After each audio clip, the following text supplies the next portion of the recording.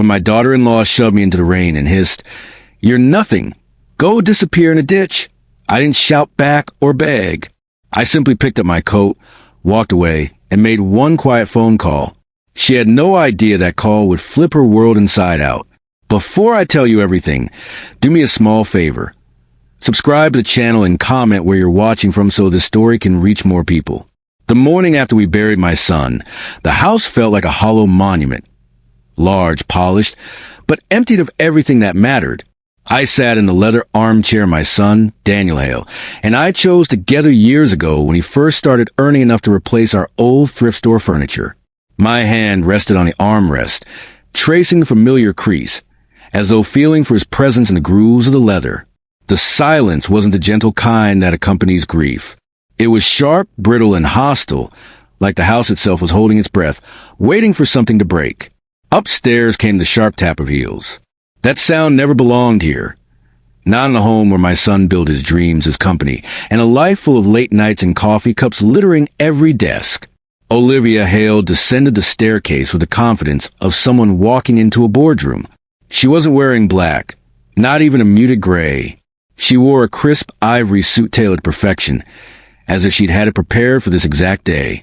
Her perfume hit the air like an announcement, and she walked past me without a glance, her phone already pressed to her ear. "No, we accelerate the liquidation schedule," she said, her tone icy.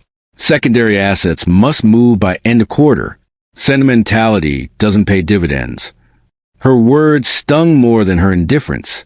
She was talking about my son's belongings, his artwork, his collections, the rooms he poured his life into, as if they were line items to scrap. I sat there, still wearing the same dark suit from the funeral, and felt like a piece of outdated furniture she hadn't yet thrown out. The next morning we were in the office of Daniel's longtime attorney, Mr. Carver, a man who had known Daniel since his college days, who had watched him sketch the earliest prototypes of his artificial intelligence systems on cafe napkins. The air in the office smelled of old leather and polished wood. Familiar, humble, nothing like the cold ambition in Olivia's eyes as she sat across from me. When Mr. Carver began reading the will, my heart didn't race. I wasn't thinking about money. I was thinking about the home Daniel loved, the company he built from the ground up, and the life he had shared with a woman I had never fully trusted. Clause after clause rolled out. Daniel's controlling shares in the company, worth over $50 million, his real estate portfolio, his investments, his vehicles, his personal art collection, and the house he and I built piece by piece, all transferred to Olivia. Everything. My name appeared in only one careful line. To my father, Andrew Hale, I leave my deepest gratitude. The words sliced deeper than the day's grief. I didn't want wealth, but the feeling of being erased, of being overlooked by my son in his final message, felt like an unexpected blow. I looked at Olivia then. She wasn't crying. She wasn't mourning. Her lips curved in the smallest triumphant smile. Victory, acquisition, ownership. That was what she saw in the reading of the will. That smile would be the mistake she remembered for the rest of her life. When we returned to the house, the thin pretense of civility dissolved instantly. Olivia began pacing through rooms like an inspector surveying a site she intended to demolish. She pointed to the framed photographs on the wall. Daniel fishing with me. Daniel with his mother. Daniel at age 10 holding his first science fair ribbon. "All of this goes," she declared. "This house needs a clean, modern atmosphere, not a museum." She moved on to bookshelves, Daniel's shelves, the ones he curated since childhood. First editions of the science fiction novels that inspired him to write code, journals filled with sketches of his early systems, textbooks annotated with ideas that later made him millions. "These can be sold," she said with casual flick of her hand. "Collectors will pay something." Then her phone rang. She answered on speaker, her voice echoing through the foyer. "Yes, everything's confirmed. $55 million, excluding property. I'm the sole owner now." Her eyes locked on mine as she said the last part. Complete control. She might as well have slammed the door in my face. For 2 days, I hid in the one room she hadn't destroyed yet. The library. It was never just a room. It was a memory of my son's mind. The shelves reached the ceiling. Daniel and I built them together, laughing as we mismeasured boards and corrected them. Each book was a memory we shared. I dusted the shelves slowly, touching the worn spines of the books he loved. That's when the door burst open. Olivia stood there in expensive workout clothes, flanked by two hulking men who looked more like bouncers and contractors. She surveyed the room with cold appraisal. "This is the space," she said to them, ignoring me entirely. "Dark wood, old paper, depressing. We'll gut the room. Machines arrive Friday." A scorching pain shot through me. "Olivia," I said softly, turning with the book still in my hands. This was Daniel's sanctuary. This room is where his spirit still breathes. "Please, choose another room. Not this one." For a split second, I thought I saw hesitation. Then she laughed, a sharp, ugly scoff. "Memory? Memory doesn't pay bills. This house needs a new era, and you," she jabbed her finger toward me, "don't belong in it." I opened my mouth, not to argue, but to plead for my son's memory. She cut me off. "I'm tired of you haunting this place like a sad ghost. You are not part of this life. Get out of my house. Go die in a dumpster for all I care." Then she looked at the men. "Remove him." They grabbed my arms, one on each side, hard enough to bruise but not enough to injure. Efficient, detached. They marched me out of the library, down the hallway, through the grand foyer and out the front door. The heavy oak door slammed behind me, and I heard the lock click. She had shut me out of the house Daniel built to be ours. On the wet grass sat my suitcase, my life reduced to a single bag. The gray sky matched the heaviness in my chest. Rain began to fall, soaking my coat. I had not realized I was crying until the cold water mixed with tears on my cheeks. Standing in the rain, I remember a moment from decades earlier. Daniel helping me repair the fence at our old home, telling me he would one day build a grand house that would be ours forever. Now I stood at the edge of that promise, watching it collapse under the weight of his widow's ambition. But grief has a strange way of sharpening the mind. As I stared at the house, something shifted inside me, slow, deliberate, cold, a resolve. She thought she had made her final move.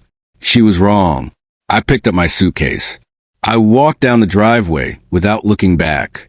A taxi slowed, headlights illuminating the rain-soaked street. I raised a hand. "Where to?" the driver asked. "The Pinecrest Motel," I said, someplace quiet. The room was small, stale, anonymous.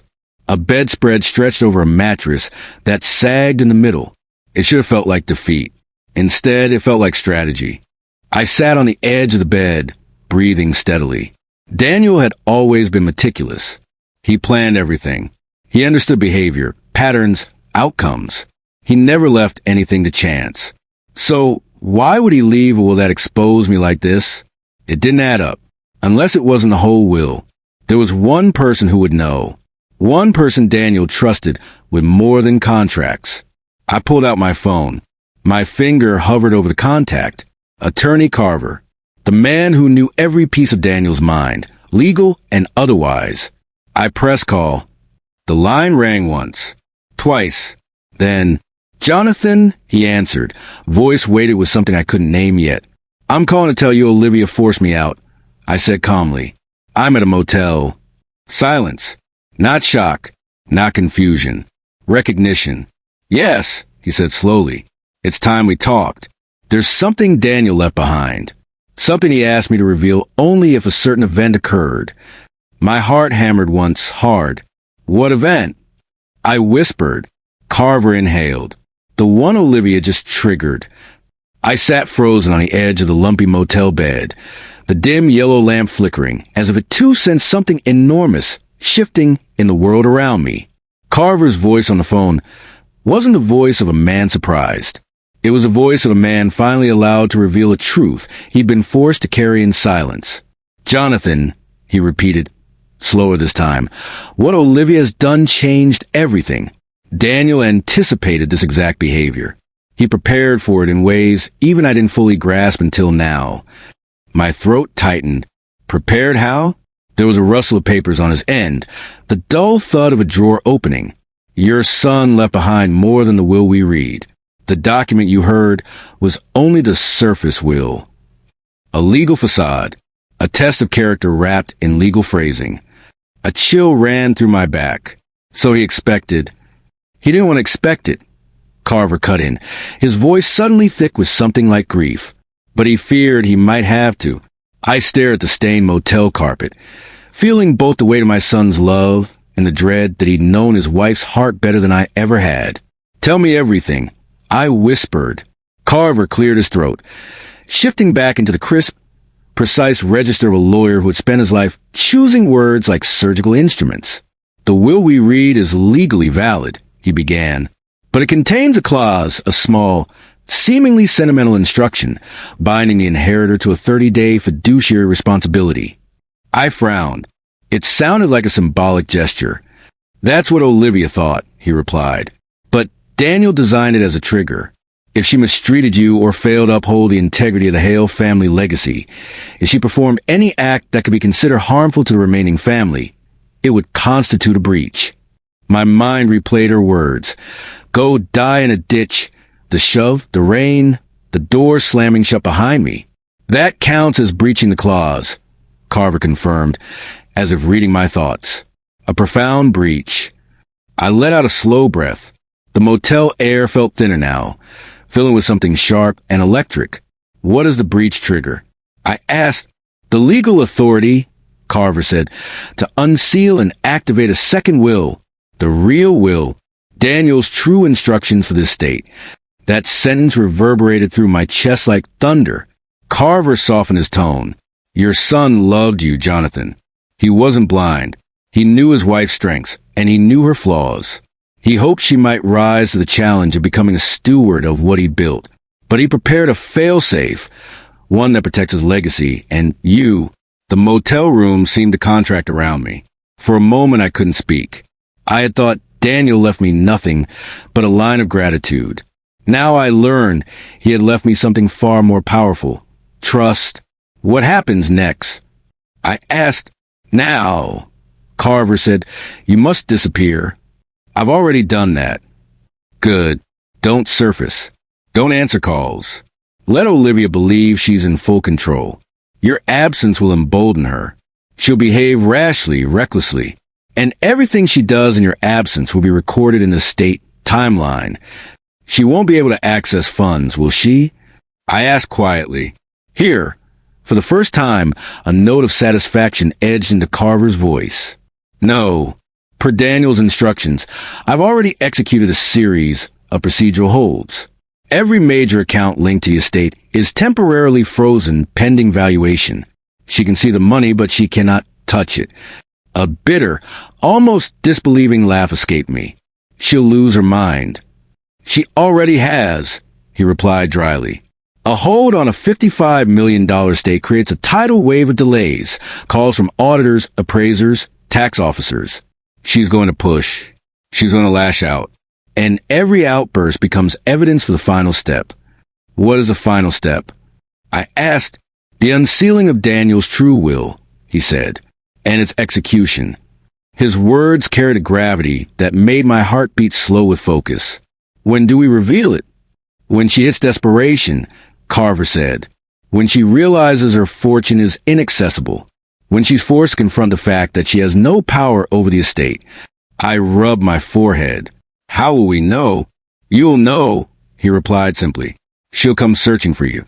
Not for your company. She'll be hunting for the man she tossed out like trash. Because she'll assume you're the only person who can convince me to release the funds. The image of Olivia pounding on doors, calling friends she had always treated like accessories, left a strange ache in my chest. Not joy, not triumph. Something colder, more distant, justice beginning to take shape. Carver's tone changed again, gentle this time. Jonathan, your son didn't abandon you. He structured his will like a system, tested for failure, designed for resilience. He trusted you to carry out the part he couldn't. I closed my eyes, letting the truth settle into the hollow place that had been carved out of me since the funeral. Daniel had seen farther than I had. He had known that love sometimes requires protection even after death. Carver exhaled. Now listen carefully. For the next few days, Olivia will escalate. She will attempt purchases. She will find her cards declined. She will call bankers, designers, contractors. She will receive polite but firm bureaucratic explanations. She will panic. And panic, Jonathan, panic is the moment we need. What do I do? Stay hidden, he emphasized. Do not answer. Let her desperation grow. We spoke a few minutes longer, reviewing small details, how communications would be handled, what steps the estate office would take, what to expect. When the call ended, the motel room fell into a warm, vibrating silence. I placed the phone on the nightstand and stared at it. It no longer felt like a flimsy lifeline. It felt like a weapon. My son's weapon. For the next 3 days, I followed Carver's instructions exactly. I unplugged the motel phone. I turned off my cell. I took slow walks on the far end of town where no one knew my name. I spent the afternoons reading in silence, letting the quiet rebuild the fragments of myself that Olivia's cruelty had broken. And outside the boundaries of my seclusion, Olivia erupted into the world like a firework. Carver kept careful notes of everything. His updates, when he delivered them, painted a picture equal parts absurd and predictable.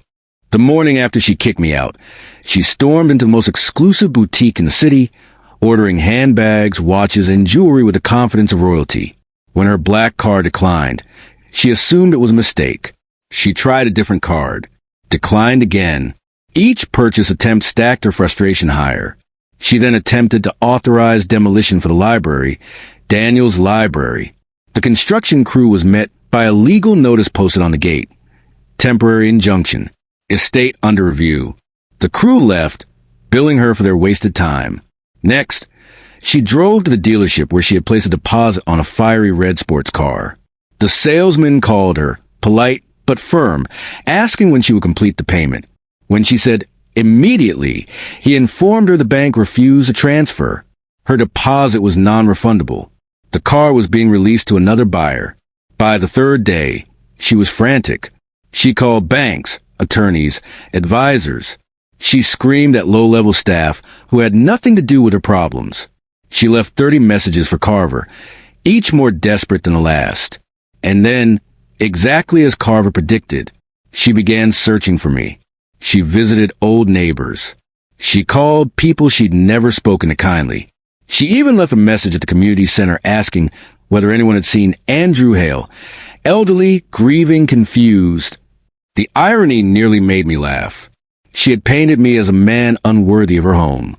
Now she was hunting the very man she'd thrown out, because suddenly she needed him more than she ever needed her new wealth. The world had shifted, just slightly, just enough. On the morning of the 5th day, the motel phone rang. It was Carver. His voice held a calm finality. "It's time," he said. She asked for an urgent meeting. I closed my eyes. The next phase was about to begin.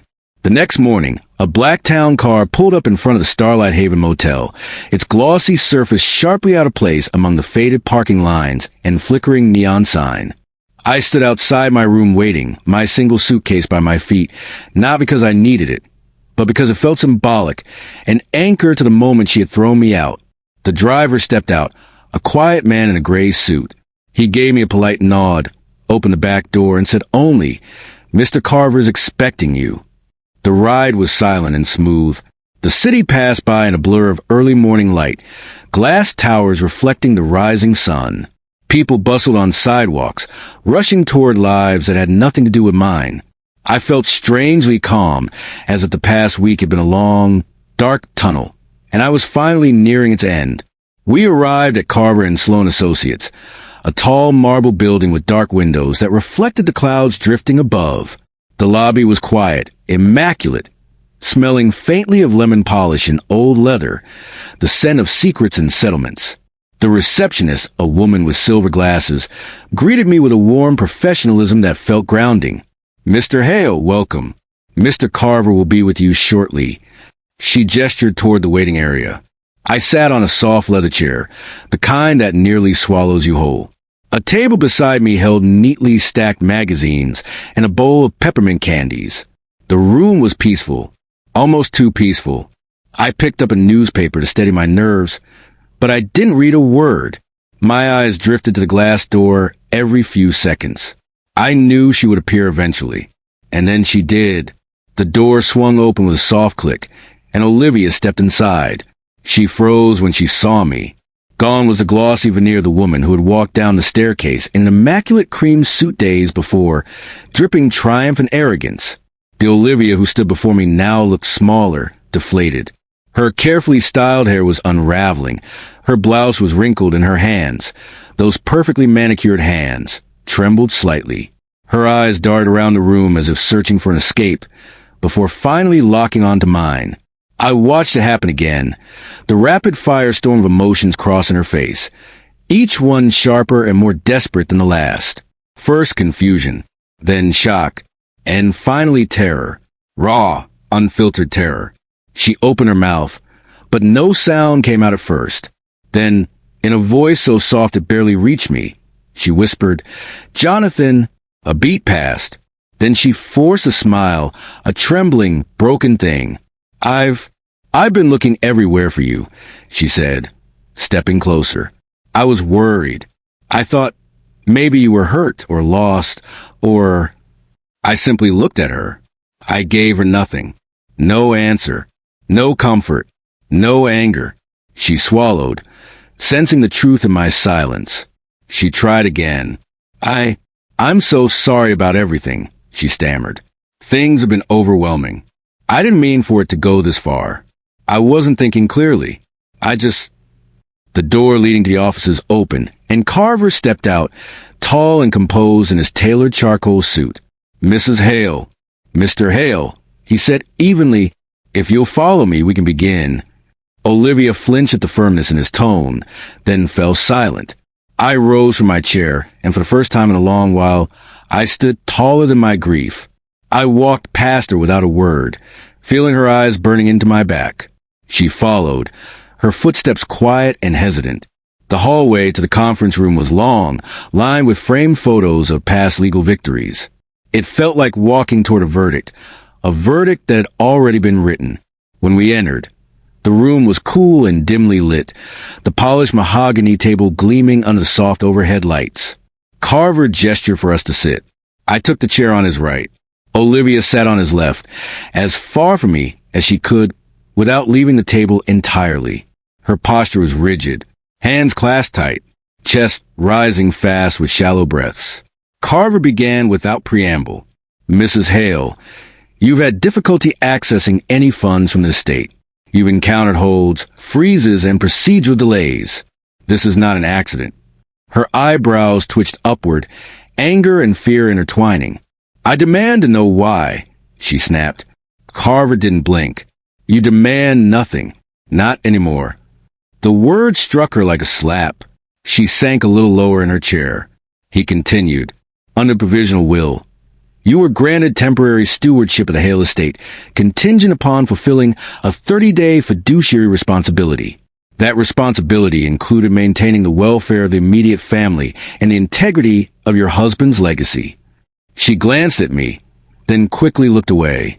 "Your treatment of Mr. Hale," Carver went on, "constitutes a flagrant breach of that duty. You expelled him from his home, his son's home. You verbally abuse him.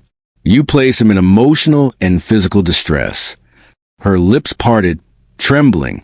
I didn't mean—" "It doesn't matter what you meant," Carver said sharply. "It matters what you did." He slid a folder across the table. "This is a sworn affidavit detailing your actions." She stared at it as if it were a bomb. And then the real blow came. "Because of your breach," Carver said, reaching into his briefcase, "I am legally required to activate the second document your late husband left behind."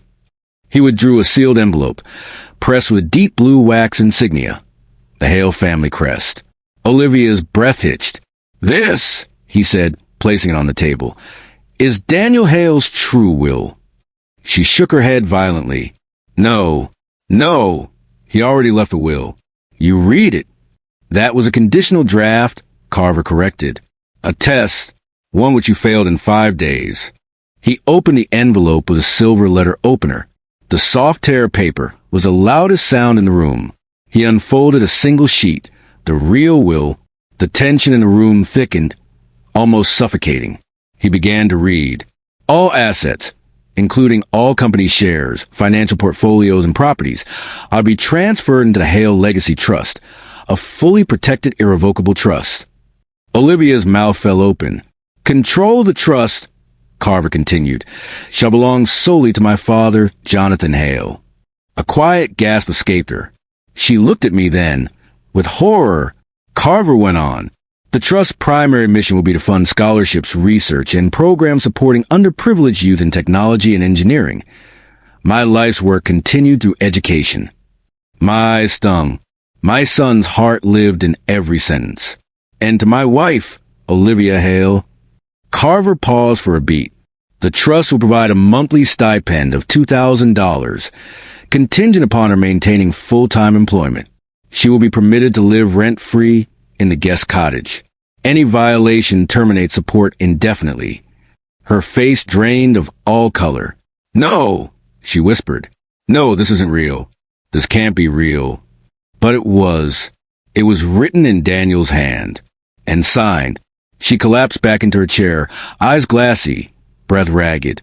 The world she had built in a single week disintegrated in a single paragraph.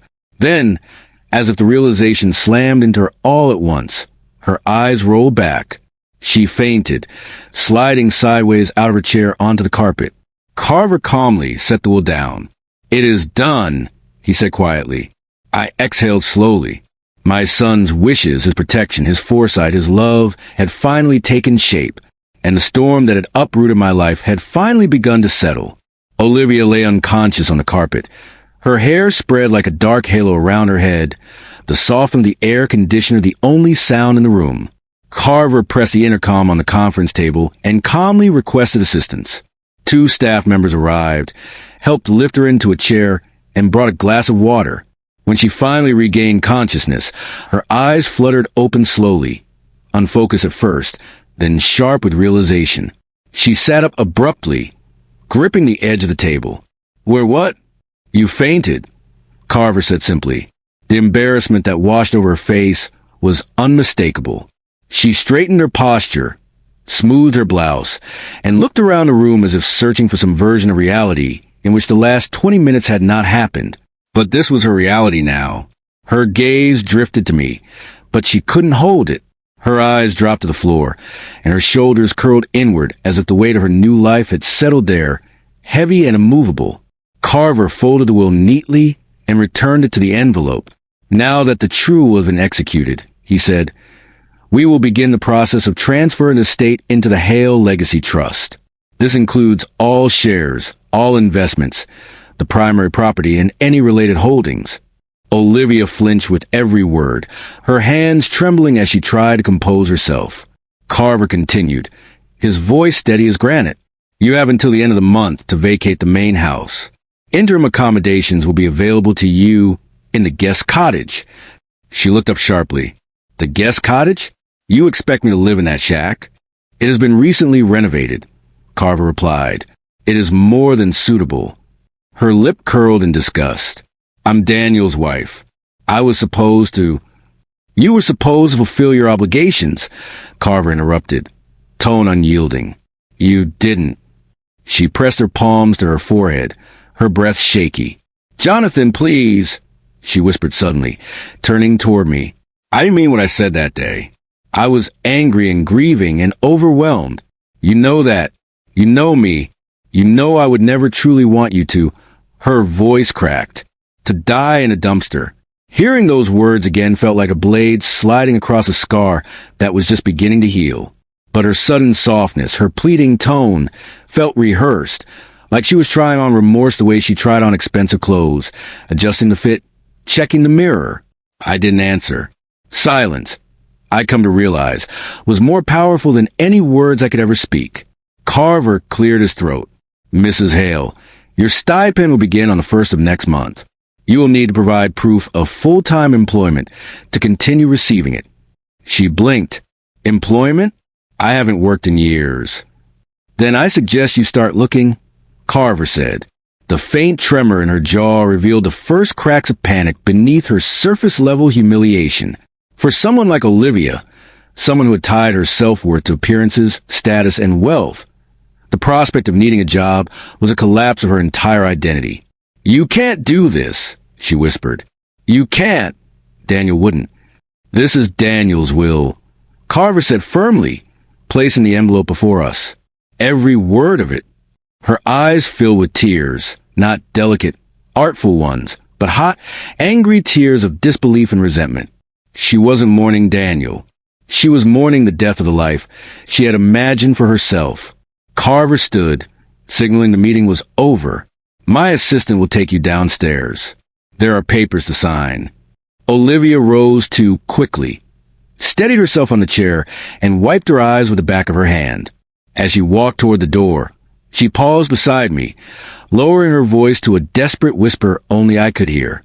"Please, Jonathan, please help me." I looked at her calmly, with none of the fury she once threw at me.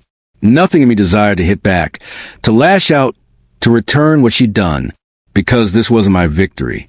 It was Daniel's justice. She held my gaze for a moment, searching for some hint of salvation.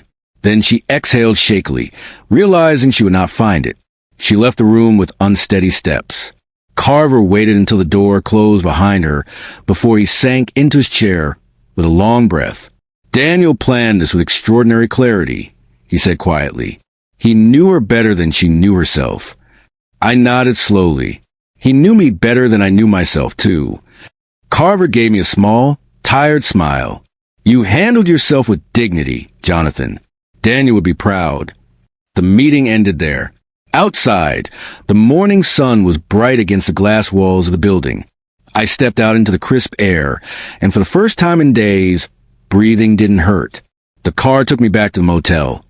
But instead of going inside, I walked past the door and sat on the stone ledge near the parking lot. Cars hissed by on the wet road, and the air smelled faintly of gasoline and rain-soaked pavement. My life had shifted again.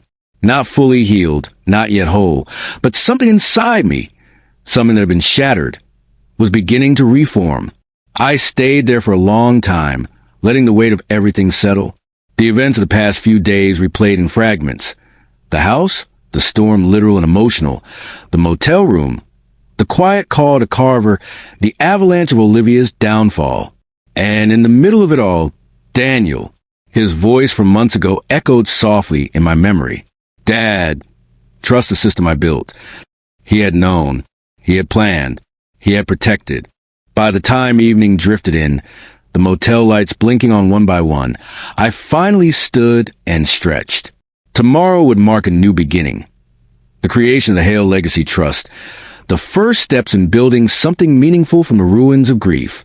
I walked back into the motel room, closed the door behind me, and for the first night since Daniel passed, I slept without dreaming of loss. I dreamed instead of purpose. The next morning, sunlight pushed through the thin motel curtains, scattering pale gold across the faded carpet. For the first time since Daniel's funeral, the light didn't feel hostile. It didn't stab at my eyes or burn to the fog in my chest.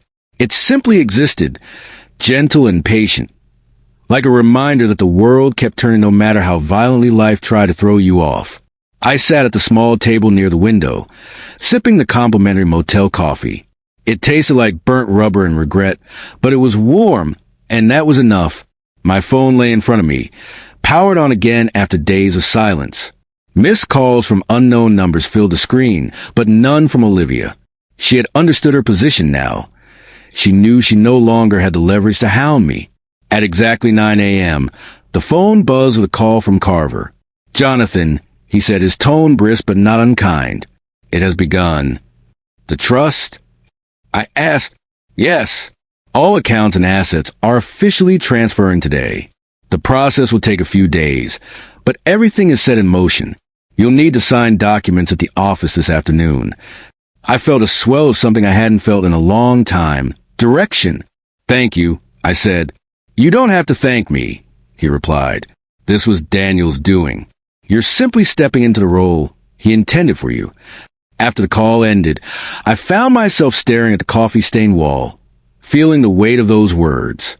Stepping into the role he intended. It was both comforting and terrifying. By noon, I checked out of the motel. The receptionist barely lifted her eyes as she slid the receipt across the counter, and I realized with a small jolt that I no longer felt embarrassed standing in that dated lobby. That version of me, the man who stood drenched in the rain with a suitcase, felt like a shadow I had finally stepped out of. The town car Carver sent was waiting outside. I placed my luggage in the trunk and climbed into the back seat. The moment I sat down, I felt the shift, a quiet internal settling, like a key turning into the correct lock.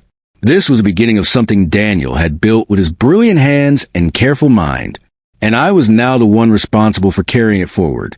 At Carver's office, I signed pages of documents, each one stamped, notarized, and placed neatly into organized stacks. The precision of it all reminded me of Daniel's old coding notebooks. Every line carefully structured, every function purposeful. Carver explained each step in his calm, steady voice. These designations make you the sole trustee. These authorize your decision-making authority. These finalize the scholarship foundation's operating structure. I listened, absorbing every detail, every instruction. There was no part of this that felt overwhelming, only necessary. By the time the meeting ended, I felt no confusion, no hesitation, only resolve. As I stepped out of the building, I saw something unexpected across the street. Olivia. She wasn't dressed in her usual tailored outfits. She wore jeans, a plain sweater, an expression of exhausted defeat. Her hair was tied back messily, dark smudges under her eyes. She looked like someone who had not slept in days. She didn't approach. She just stood there, clutching a thin folder to her chest. When our eyes met, she flinched as if the contact burned. I didn't change direction. I didn't stop. I simply walked toward the waiting car.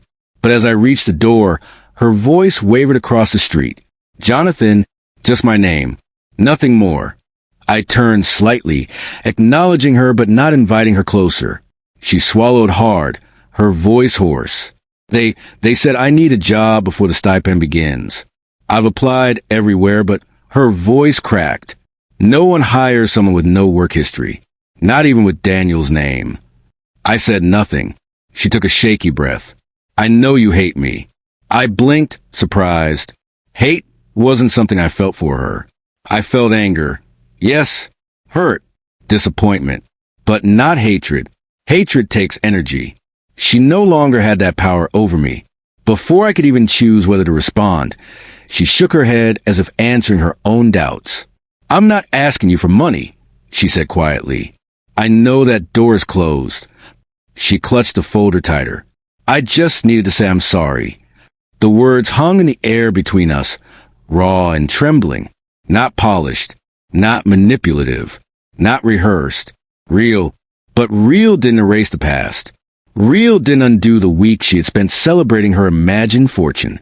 Real didn't unslam the door she locked behind me in the rain. I gave her a small nod, acknowledgement, not forgiveness, and got into the car. As it pulled away, I could see her in the rear window, shrinking into the distance, hugging that folder like a lifeline. For a moment, I wondered what papers she carried. Job applications? Rejections? Or maybe, just maybe, something Daniel had left behind that she didn't understand until now. But I didn't dwell on it. My life had other roads to follow. My next stop was the Hale property. Not the house, God, no, not yet. The guest cottage. Carver insisted the key be handed to me first. Not out of entitlement, but out of necessity. As trustee, I needed to assess everything. Every corner of the estate, every asset, every record. The cottage sat near the back of the property, partially hidden by tall pines and a winding trail of stone steps. It was small, just 2 rooms and a kitchen, but it was clean, warm, and peaceful. I stepped inside and exhaled slowly. This space wasn't luxurious. It wasn't grand, but it was free of ghosts. The fresh paint smelled faintly like eucalyptus, and sunlight filtered through the curtains. A small bookshelf stood near the window.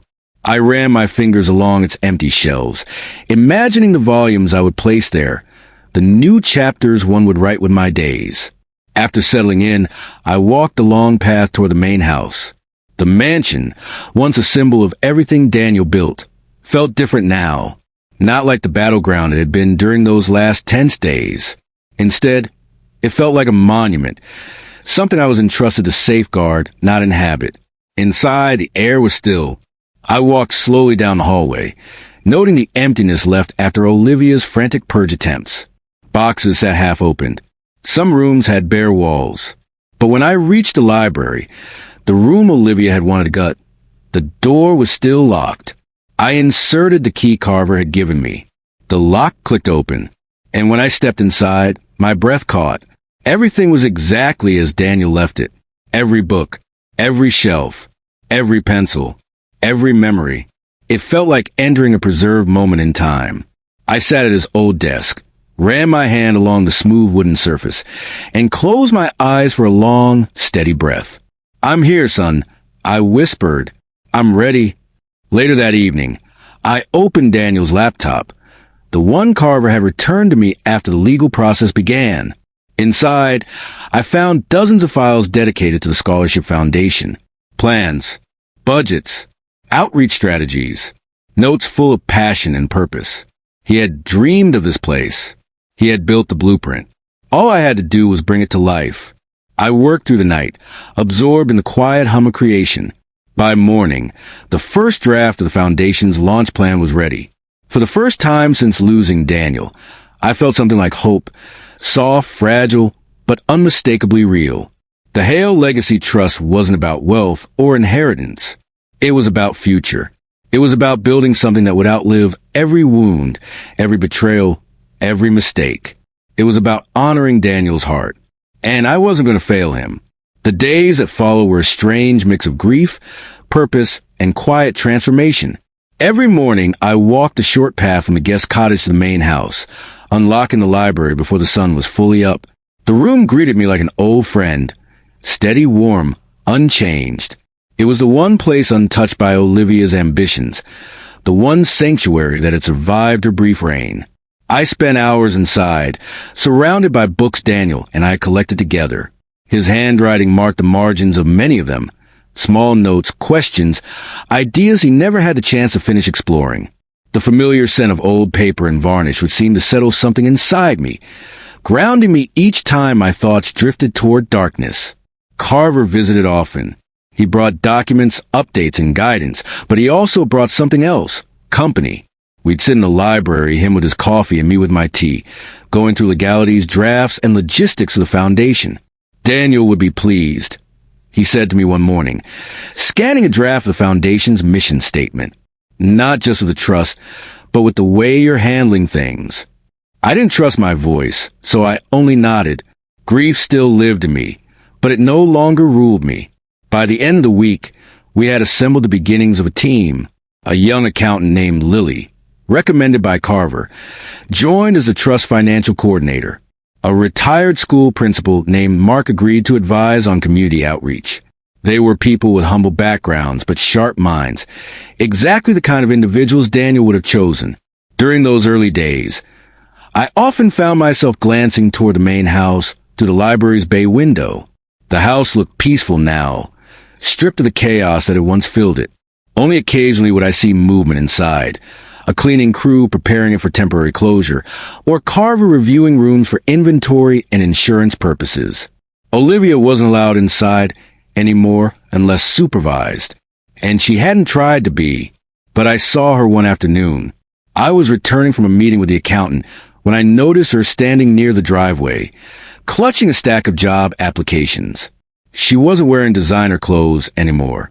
She stood in faded jeans and a plain jacket, looking out of place against a grand stone facade.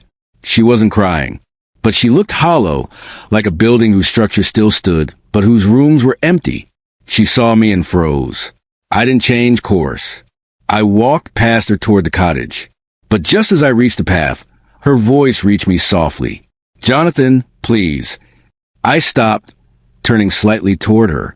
She approached tentatively, as if afraid I might flinch. "It's been 3 weeks," she said, her voice thick. "I've applied everywhere. Offices, stores, cafes, even the community center." She laughed weakly. "They told me I'm overqualified." She meant, of course, that she was inexperienced. She shifted the papers in her hands. They want references, work history, things I don't have, things Daniel used to cover. I didn't realize, she exhaled shakily. I didn't realize how much I depended on him. There was truth in that, and truth, even when unpleasant, deserved acknowledgement. You were his wife, I said quietly. Dependence isn't wrong, but your choices afterward were. She looked away, shame tightening her expression. I know, she whispered. I haven't stopped thinking about that day, about what I said, what I did. Her eyes glistened. If I could undo it. You can't, I replied. She nodded slowly. I know. Silence stretched between us. She swallowed. Carver said the stipend starts next week. But I still need the job. I've been trying. I really have. She tried to smile, but it faltered. I'm willing to work anywhere. I just need someone to believe I can. For a moment, I simply observed her. This wasn't the Olivia who strutted around the house like a conqueror. This wasn't the Olivia who threw me out into the rain without hesitation. This was someone stripped down to her most human form, flawed, frightened, humbled. I can't get you a job, I said softly, but I can tell you something. She blinked, waiting. You're capable, I continued, but you'll need to prove it to yourself before anyone else believes it. Her chin trembled.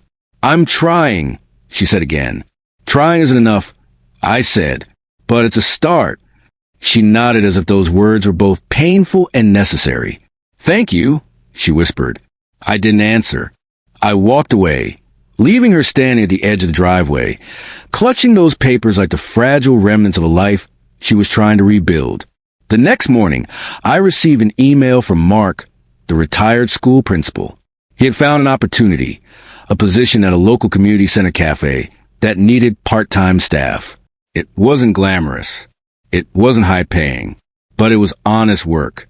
Without thinking too deeply, I forwarded it to Olivia. Her response came minutes later. Thank you. Truly. I didn't reply. The weeks passed quietly after that. The foundation began to take shape. We held small meetings in the library, the room echoing with new voices, new ideas, new purpose. The Hale Legacy Trust funded laptops for 3 underfunded schools. Applications opened for the first class of scholarship students. A network of volunteers formed, eager to bring Daniel's dream into the world. Each step felt like breathing life back into something that had been waiting in the shadows. And Olivia? She got the job. I learned about it from Mark. She's working hard, he told me. Keeps her head down. Doesn't complain. Shows up early. Stays late. That surprised me. It didn't erase everything she had done. It didn't rewrite history. But it meant she was no longer trying to outrun her consequences. She was learning to live with them. One Friday afternoon, I stopped by the community center to drop off forms for a new program. As I approached the cafe counter, I heard her voice. Order for Sheila. She turned and froze when she saw me. Her cheeks flushed red. She smoothed her apron and tucked a loose strand of hair behind her ear. Jonathan, she said quietly, I didn't expect to see you here. I had paperwork, I replied. She nodded. Of course. A moment passed. She shifted her weight nervously. I'm doing better, she said. It's not easy, but I'm trying. I could see that. She was tired, but not broken. Humbled, but not defeated. Trying, but not pretending. And for the first time, I felt something that had been impossible before. Not forgiveness. Not yet, but something closer to acceptance. This is a good place, I said finally. You're doing honest work. She swallowed. Thank you. I turned to leave, but her voice stopped me once more. Jonathan, I looked over my shoulder. Daniel would have been proud of what you're doing, she whispered. With the trust, the foundation, all of it. The words hit me unexpectedly hard. I nodded once, unable to speak, and continued toward the office. That night, as I sat in Daniel's old chair in the library, surrounded by the warmth of his memory and the growing pulse of the foundation, I realized something profound. Life had not returned to what it was. It never would, but it was becoming something new, something worthy of Daniel. and something worthy of the man he believed I could be. Winter crept slowly into Brookstone, coating the sidewalks in thin layers of frost and turning each morning's breath into pale mist. The air smelled of chimney smoke and pine. The community center buzzed with holiday events, winter drives, and the steady hum of people trying to stay warm, outside and inside. For me, the season marked something else entirely. The official launch of the Hale Legacy Foundation. The trust was finally complete. The accounts had transferred. The bylaws had been filed. The board, small but determined, was locked in. And after months of planning, paperwork, and meetings in Daniel's beloved library, everything was ready. It felt surreal. The night before the launch, I sat alone in the library, a single lamp illuminating the desk. Outside, snowflakes floated quietly past the bay window. The whole house was still, except for the soft hum of the heating system and the steady rhythm of my breathing. On the desk sat a framed photograph of Daniel. He was laughing, caught mid-smile, mid-life. His eyes sparkled with that fire he always had, that restless hunger to build, to fix, to understand. I touched the frame gently. "We're almost there, son," I murmured. It wasn't a prayer. It wasn't a plea. It was a promise finally coming true. The next morning, the foundation building, a renovated wing of the old Brookstone Public Library, glowed with new lights and newly painted walls. A few banners hung outside, simple but meaningful, opening doors through innovation. The Hale Legacy Foundation, in honor of Daniel Hale. Volunteers bustled around, arranging chairs and setting out brochures. Children from several local schools arrived early, marveling at the state-of-the-art computer lab. A few parents greeted me with warmth, gratitude in their eyes. "You're giving them a future," one mother said, squeezing my hand. "My son, he never stops talking about building robots now." I smiled at that. Daniel would have loved it. Inside the main hall, the seats filled quickly. Mark stood by the podium, a binder in hand, clearly nervous but excited. Lily organized a reception table, checking and rechecking name tags with meticulous focus. Carver, dressed in his usual calm gray suit, greeted guests at the door, his presence reassuring. I stayed near the edge of the room, observing it all, the laughter, the anticipation, the energy. It felt bigger than me, bigger than the house, bigger than everything that had happened. And then I saw her, Olivia. She stood near the back, hands clasped, eyes downcast. She wore a modest winter coat and a scarf, her hair pulled into a simple ponytail. There was no makeup on her face, no jewelry, no designer polish. Just a woman trying to exist quietly in a space that once would have intimidated her. She didn't approach. She didn't wave. She didn't even look up at first. She stayed near the exit, doing her best not to take up space she no longer felt entitled to. But she was there, and that meant something. Before I could decide how to respond, the lights dimmed slightly and Mark stepped up to the podium. The audience hushed. "Thank you all for being here today," he began, voice trembling slightly. "We're here to honor the legacy of a remarkable young man, Daniel Hale, whose passion for technology and education touched many lives and will now continue to touch thousands more." He paused, glancing toward me with a small smile of encouragement. I wasn't supposed to speak, but Mark, without asking, ended with, "And now, I'd like to invite Jonathan Hale to say a few words." A ripple of soft applause filled the room. I inhaled slowly and walked up the podium. The lights warmed my face. Dozens of eyes watched me, and yet I felt strangely steady. I looked out over the crowd. Parents, teachers, students, volunteers, people who believed in something bigger than themselves. And at the very back, Olivia, head bowed, hands trembling. I began softly. "Thank you for being here to honor my son." The room fell silent. Daniel was many things, I continued. A brilliant mind, a kind heart, a restless innovator. But most of all, he believed in opportunity. I paused, letting the memory settle. When he was young, he once told me that knowledge shouldn't belong only to those who can afford it. It should belong to anyone willing to learn. Warm murmurs echoed gently. "This foundation," I said, is his dream, not mine. I'm just the one lucky enough to carry it forward. A lump formed in my throat. I swallowed it down. Every scholarship awarded, every program launched, every young student who gets a chance to explore technology, every bit of it is Daniel. His generosity, his heart, his vision. I step back slightly. I thank you all for helping keep that vision alive. Applause thundered to the hall. Longer, louder, more heartfelt than I expected. It washed over me like a tide, warm and steady. After the ceremony, the room filled with conversation and movement. Children crowded around the new computers. Foundation staff answered questions. Volunteers chatted enthusiastically. I mingled, offering smiles and handshakes. Then as I turned, I saw Olivia again, still near the exit, still frozen between leaving quietly and approaching uncertainly. I walked toward her. Her eyes lifted slowly, surprise flickering through them. "You came," I said softly. She nodded. I wanted to. Daniel would have wanted me to see this. She took a breath. "It's beautiful, Jonathan. Truly." "Thank you." She hesitated. I didn't want to intrude. "You're not intruding." Her eyes softened with gratitude, but she didn't step closer. She kept a careful distance, as if afraid to trespass. "How's the job?" I asked. Her shoulders relaxed slightly. "Hard, humbling, but good. I'm learning. I'm trying." She paused. "And I'm grateful for it. All of it." Her voice cracked softly. "I know I don't deserve kindness from you. I know I can't undo anything. But seeing this, seeing what Daniel wanted, it's helping me understand things I never understood when he was alive." "Understanding takes time," I said. She looked down, fighting tears. "I'm sorry, Jonathan. Truly, not because of what I lost, but because of what I did."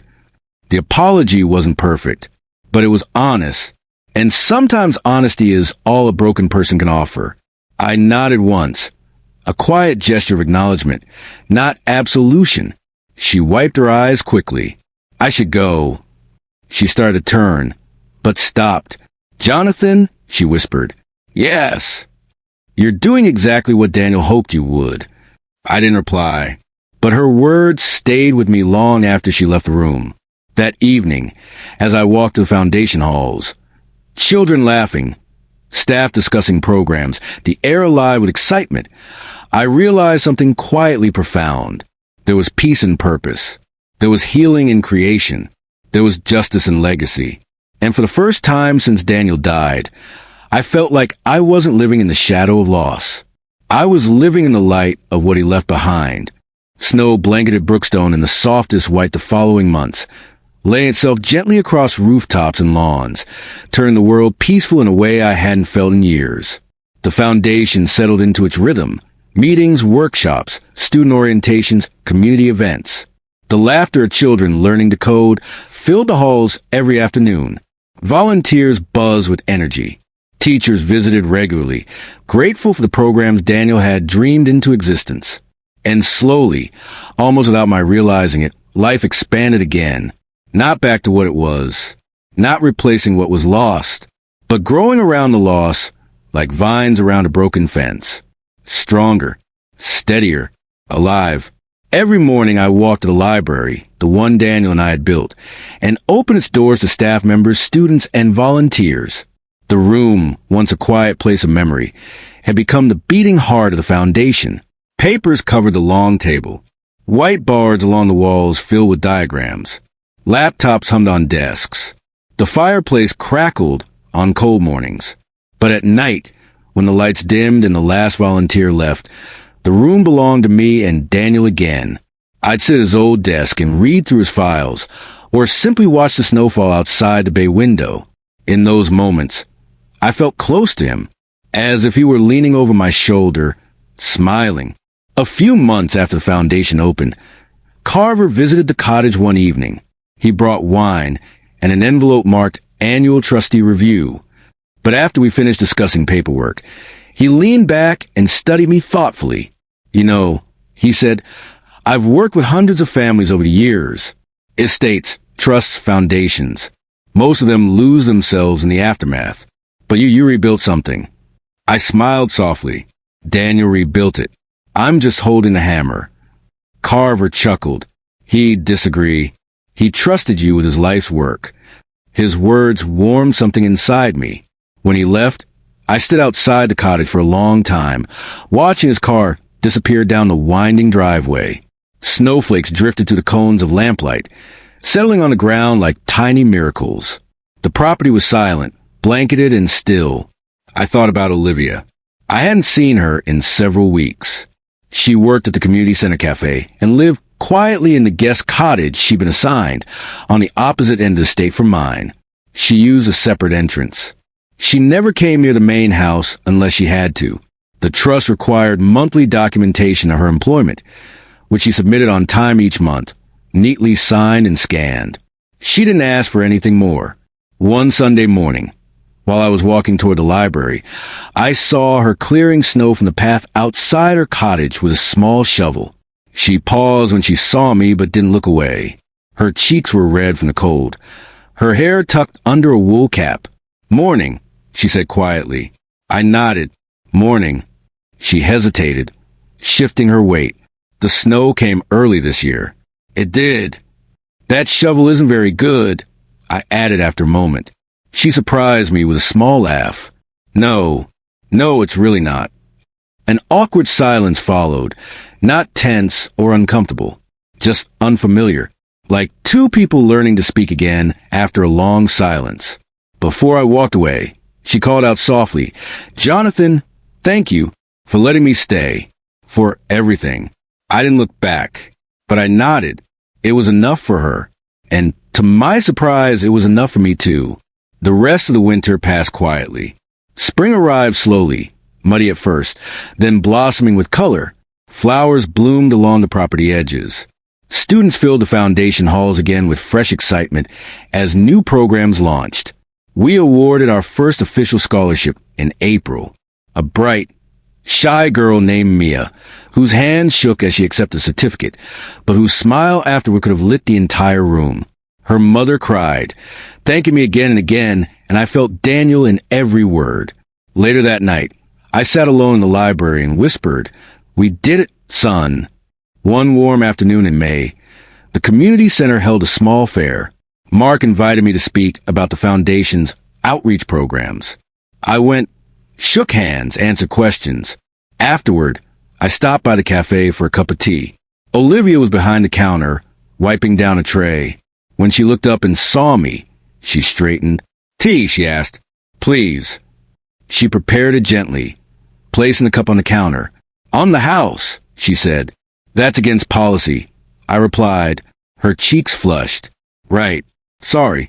Habit." I paid, and we stood in a quiet moment that didn't feel forced anymore. "How are things?" I asked. She nodded slowly. "Better. Still hard sometimes. But better. That's good." She swallowed. "I don't expect anything from you, Jonathan. Not forgiveness. Not friendship. But I hope someday, maybe, I can at least earn the right to not be a ghost in your presence." I studied her. She wasn't manipulating. She wasn't performing. She was simply telling the truth, something she had rarely done before. "You're not a ghost," I said softly. "You just needed to find your footing." Her eyes glistened. She whispered, "Thank you."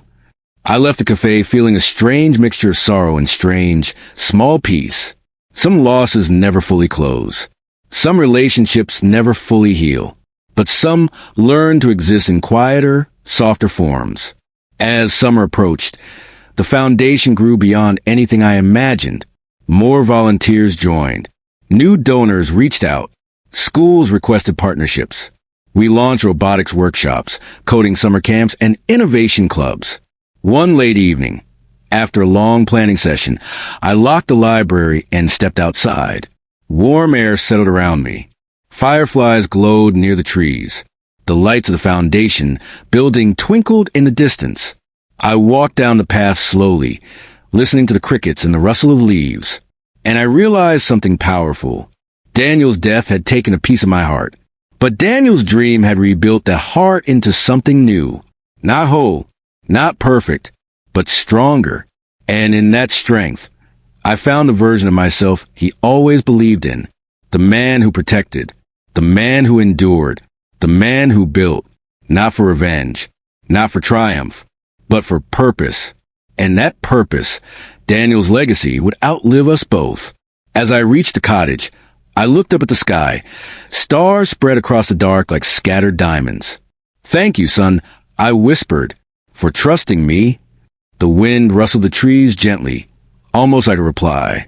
And with that, I stepped inside, closing the door behind me, ready for the next chapter, whatever it would bring. Before you leave, if the story moved you, do me one small favor. Please like this video, subscribe to the channel, and tell me in the comments where you're listening from. Your support helps these stories reach more people who might need them. Thank you for being here, for watching, and for carrying this journey with me.